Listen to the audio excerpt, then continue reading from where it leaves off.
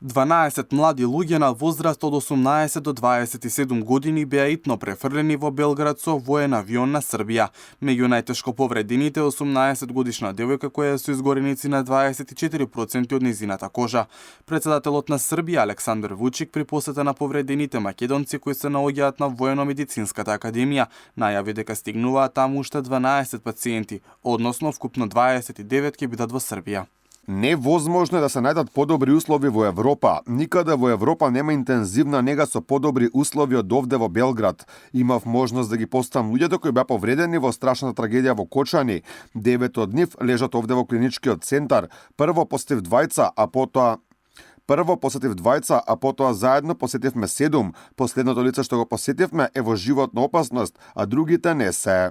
За животите на хоспитализираните македонци борбата и во Србија е силна. Според директорот Милан Стојичик, најголем дел од пациентите се со 30 степени изгореници и имаат оштетување на респираторните органи.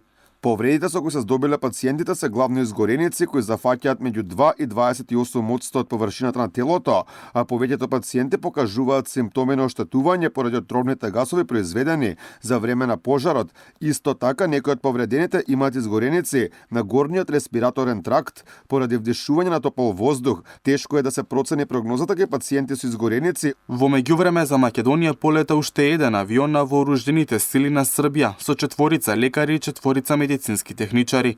Планирано е со авионот да се пренесат 12 пациенти, соопшти Српското министерство за одбрана.